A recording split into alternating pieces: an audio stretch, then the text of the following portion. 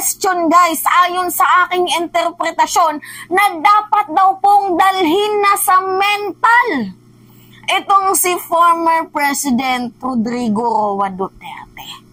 Abay, sa palagay ko guys, parang mararapat ata na itong si former President Digong ang literally na mag-take ng drug test. Kasi yung kanyang mga naunang statement at yung sumunod na kanyang statement, kahit nga ata yung PDEA magugulat sa kanyang mga pinagsasabi.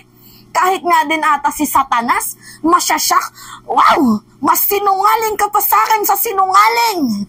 Diba? Kitang-kita naman po guys yung ebidensya. Itong si former President Duterte ay laban bawi. Ganun po yung yung nangyayari. Ang malala pa dito guys, kahit na ganun ang kanyang ginagawa, na laban bawi, meron pa ding nauuto itong matandang to. Ewan ko ba bakit ba ang daming mga Pilipino ang uto-uto. Kaya walang kaunlaran ng ating bayan. Binudol lang kayo na within 3 to 6 months, mauubos ang droga. Naniwala naman kayo. Diba? Tapos naniwala kayo na mabait siya. Aba yun pala, siya pala itong mga naninegi, tumitegi ng mamamayang Pilipino. Naniniwala siya na dapat daw alisin ang korupsyon. Pero iniwanan tayo ng sandamakmak na utang. Yung 51 billion issue, diba? Confidential funds, Farmally, Pogo, at kung ano-ano pa. Pinaikot-ikot lamang kayo at kayong mga supporters ni Digong, tuwang-tuwa pa kayo. Pinakitaan lang kayo ng small things. Naniwala naman kayo. Diba? Anyway, going back sa ating topic, ito na nga guys, nagsalita po itong si former Senator Antonio Trillanes kasi talaga nga namang hindi katanggap-tanggap itong pangalawang statement ni Digong na sasabihin niya na hindi niya daw sinabing adik si President. Abay, nandoon na po guys yung ebidensya na sinabi niya pang nagpupulburon. Meron tayong presidenteng adik, presidenteng bangag, nandoon sa narco list, hunger for power, at kung ano-ano pa. Pero sa kanyang panibagong binitawang statement, hindi niya daw yun sinabi kahit ipapatay daw siya ni President Marcos. Never daw pong dumampi sa kanyang bibig ang sinabihan niya ng ating Pangulo na adik. Ngayon, sino ba talaga yung adik? Parang ikaw eh. Diba? Tapos guys, diba dati sinasabi niya, I will push for the separation of Mindanao sa bansang Pilipinas dahil ang dami ng presidenteng dumaan, wala pa din pagbabago. Yan yung sabi ni former President Duterte. Ngunit sa interview sa kanya ng media, sinabi niya na ayaw niya na daw guys ng separation, calling for the separation, secession sa Mindanao dahil ayaw niya daw po na nagkakabuklod-buklod, nagkakawatak-watak ang mamamayang Pilipino. Gusto niya, unite daw tayo. Unity. Nek-nek mo, bulok. Diba nakakaloka guys? Talagang literal na yung utak ba ni Digong, literal na may ubo.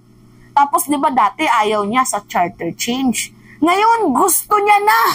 Ano ba talaga? Diba?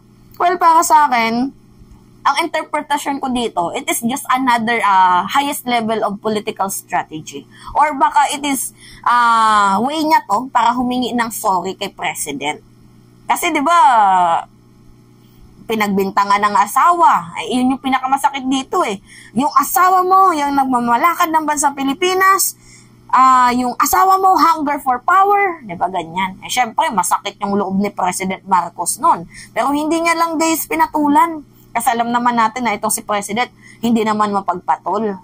So, I think na pamamaraan to ni Digong para makuha ulit ang loob ni President Marcos or nanggagago lang talaga. Many ways of interpretation dito or gustong bumalik sa pwesto, kunin ang loob ni President Marcos, tapos pabagsakin ng Marcos administration. Madami tayong interpretation dito. Pero, ito yung nakakalungkot. Ginagawa niyang gago eh. yung mga supporters niya. Eh, di ba, nung sinabi niya adik si President Marcos, sinabayan ng mga vlogger, si Maharlika, si Banat Bayo, adik daw pala eh, mga ganon-ganon. Tapos sabi pa ni Maharlika, sabi ko na sa inyo, hindi ako nagsisinungaling. Meron tayong video, ilalabas natin yan sa tamang panahon. Eh, putangin na, kailan yung tamang panahon na sinasabi ninyo? Di ba, dapat kayo yung magsama-sama sa mental eh, no? May mga ganun yung pag-iisip. Anyway, ito na nga. Going back sa ating topic, mayroon pong mga iilang senador para sa aking interpretasyon na dapat itong si former President Duterte ay dalhin na daw po sa mental hospital.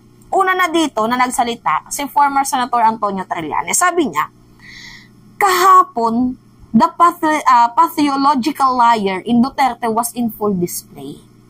Mantakin mo, hindi raw niya sinabi na adik si BBM, malala na ang match nito.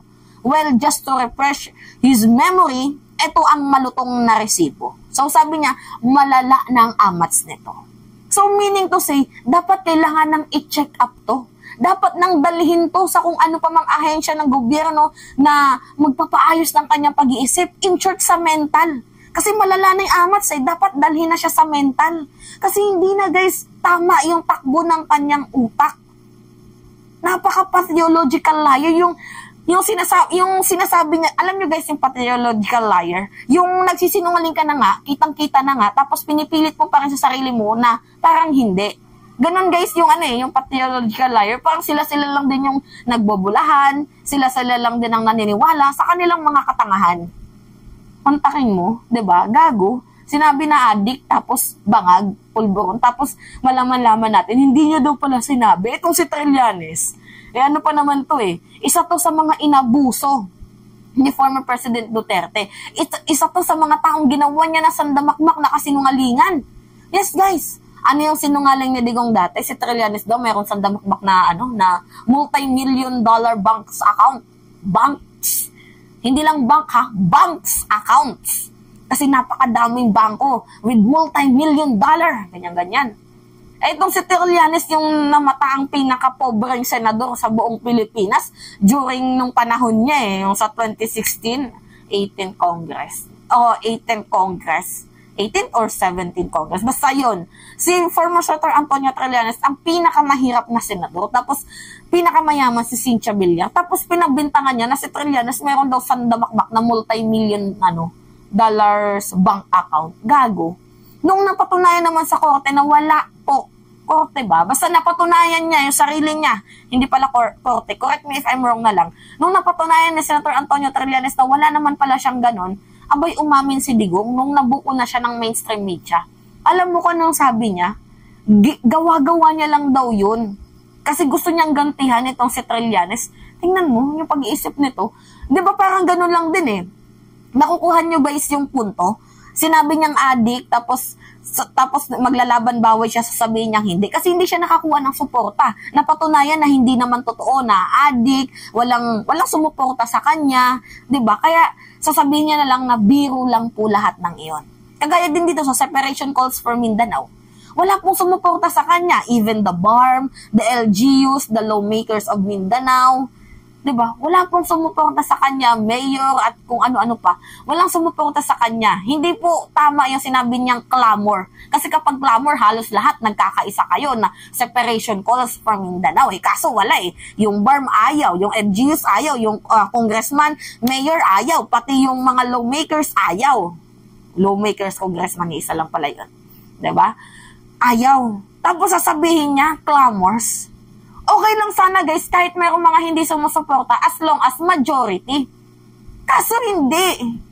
BARM ayaw. Diba? Tapos sasabihin niya, clamor. Ngayon, diba, walang sumuporta, hindi niya nakuha yung sapat na suporta. Ngayon, maglalaban bawi siya. Ayaw niya kasi kung ito daw po ay magsasanhi ng pagkabuklod-buklod, pagkakawatak-watak ng mamamayang Pilipino, abay ayaw ko nito. Gusto ko na unite lang tayo. Diba parang gago? They are testing the waters. Inaalam nila kung gaano pa kadami ang legitimate organic supporters nila. I think naman kapag fully yung support na nakuha ni Digong, para sa akin ipupush nila yung separation for Mindanao Kaso wala. Even nga dun sa prayer rally sa Cebu, inaasahan nila, they're expecting na ang attendees kaya or humigit kumulang 30,000. But according to the report, 2,000 to 3,000 people lang po ang umattend. Tapos nung nagsalita pa siya, nabawasan pa yun. Niluloko tayo ng mainstream media, dyan lang sa harapan yung nila, yung binidyo nila, halos mga nandyan sa harapan, mga vlogger lang, mga nakapuno ng pa-picture-picture nila dyan sa Diba? Yan. Ito yung malinaw na sabi ni former President Duterte na may addict tayo, presidente. Ito, pakinggan nyo Malutong sinabi niya to. Tapos sasabihin, ngayon yung sabihin sa akin guys, na nagsisinungaling ang mainstream media. Mabuti sana kung bright kayo. Kung drug addict ka lang naman at may asawa kang hungry for power, tapos may isa itong taga Leyte, gusto siyang mag-prime minister at gawin niya itong bongbong, diyan ka lang, ako ang bahala, ceremonial president ka na lang, ako na ang magpatakbo ng bayan sa parliament. Yan ang plano nila. Yan ang hindi talaga matanggap natin. Kalukuhan niyang putang inay. Diba? Ang lutong.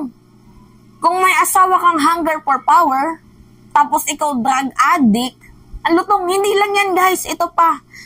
Mas malutong to. Pakinggan nyo. What you do in this world binds you. Iyo yan. Huwag mong sisihin ang ibang tao kasi sarili mong utak at katawan yan. Nung ako'y mayor, pinakitaan ako ng evidence ng PDEA. Doon sa listahan, nandoon yung pangalan mo. Ayaw kong sabihin yan kasi magkaibigan tayo. Kung hindi magkaibigan, magkakilala. Ikaw pumapasok kayo ng alanganin. Mr. President, baka susunod ka sa dinaanan ng tatay mo. Huwag kayong magpaloko. Alam mo, Parliament, ang ambisyon niyan, karamihan galing kay Lisa Marcos pati kay Romualdez. Bongbong bangag yan.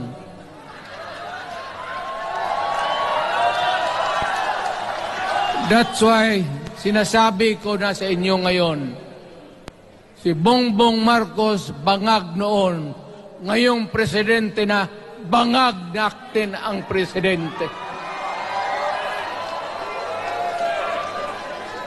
Kayong mga military, alam ninyo yan. Lalo na yung nasa Malacanang.